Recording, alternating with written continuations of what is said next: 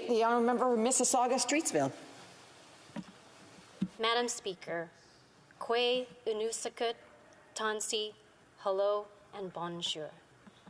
I'll be sharing my time with the member for Sydney Victoria, who I respect so much and has taught me a lot about Indigenous people and its culture.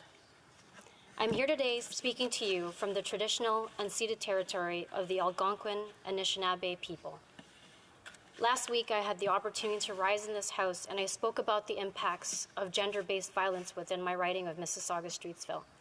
I also spoke in detail about the increase in targeted hate and violence in this country and how Budget 2022 was addressing these items.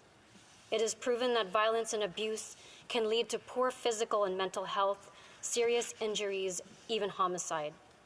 Today, it is difficult talking about the topic about missing and murdered Indigenous women and girls, but it is a topic that is much needed and necessary to help us, all of us, learn and be a part of change.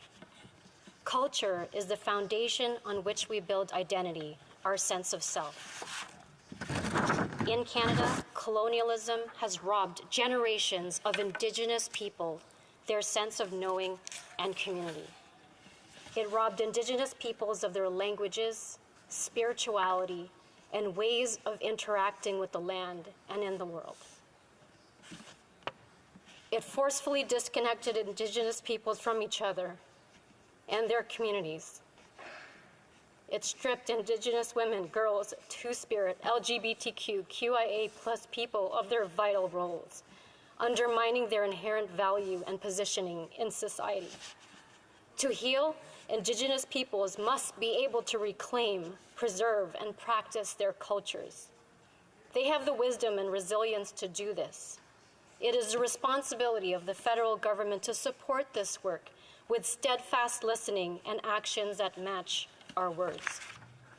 The Government of Canada is committed to a renewed nation-to-nation relationship with Indigenous peoples based on the recognition of rights, respect, truth, cooperation, and partnership. Historic investments have been made to support Indigenous priorities and their path to self-determination. But there is so much work to be done, and our government will continue to be there to work alongside Indigenous peoples to address historic injustices. This evening, I would like to highlight some of the Canadian Heritage programming that respond to the calls for justice of the Missing and Murdered Indigenous Women and Girls National Inquiry Report, addressing the violence against Indigenous women, girls, and Two-Spirit LGBTQ QIA+ people. As the lead for the culture thematic for the federal pathway component of the National Action Plan, Canadian Heritage has worked closely with colleagues at their other departments, portfolio organizations, and Indigenous partners on advancing this work. The culture theme for the federal pathway outlines 3 ways for us to do that. Number 1, supporting the retention, revitalization, maintenance, and strengthening of Indigenous languages, cultures, and spaces. Number 2, strengthening opportunities for Indigenous culture expression, participation, promotion, and representation in the arts, cultural industries, and media.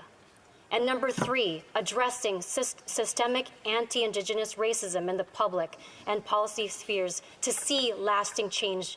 As we've talked about in this House this evening, we absolutely need lasting change.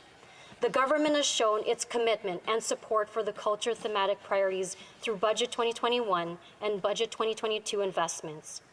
Budget 2021 provided $453.1 million over 5 years and $4.9 million per year ongoing for initiatives under the culture theme.